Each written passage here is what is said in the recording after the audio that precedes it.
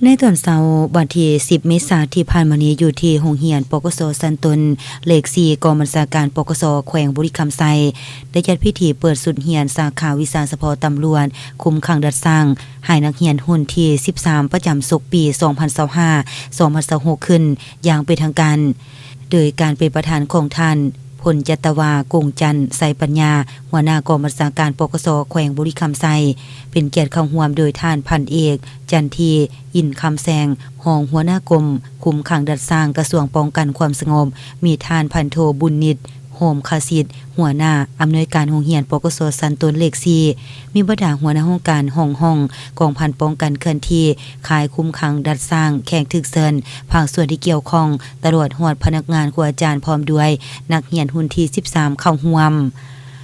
ในกองประชุมได้ผ่านข้อตกลงของกรมใหญ่การเมืองกระทรวงป้องกันความสงบฉบับเลขที่1128ทับกมปสลงวันที่5มีนาคม2025ว่าด้วยการอนุมัติเปิดสุดเรียนให้แก่นักเรียนรุ่นที่13โรงเรียนปกสสันตนเลข4กองบัญชาการปกสแขวงบุรีคำไซประจำปี2025-2026แผนการจะตั้งปฏิบัติหลักสูตรการเรียนการสอนให้แก่นักเรียนรุ่นที่13ศุกร์เรียนปี2025-2026มีนักเรียนทั้งหมด277สหายหญิง60สหายซึ่งมาจากกรม226สหายหญิง1สหายวิทยาคารและบดาปกสแขวงทั่วประเทศ51สหายแบ่งเป็น3กองร้อยมี7หมู่และมี3สภาระเบียบโครงการหลักสูตรการเรียนการสอนนักเรียนรุ่นที่13ศุกร์ปี2025-2026ประกอบมี3หมวดคือวิชาความรู้ทั่วไปมี3วิชามี20วันมี140ชั่วโมงวิชาพื้นฐานวิชาเฉพาะมี10วิชา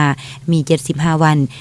525ชั่วโมงวิชาเฉพาะมี25วิชาลงฝึกหัดสอบเสียงมี151วันมี1075ชั่วโมง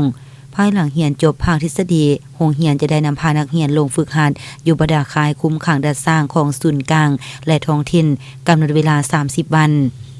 ในตอนท้ายทานพลจัตวากงจันทร์ไสปัญญาหัวหน้ากองบัญชาการปกสแขวงได้เกียรติโอลมและให้ทิศสีนำซึ่งท่านยังได้เน้นหนักให้พนักงานครูอาจารย์ภายในโรงเรียนปกสสันตนเลข4จงตั้งใจสิทธิสอนถ่ายทอดความรู้ความสามารถให้ได้ตามระดับคาดหมายที่วางไว้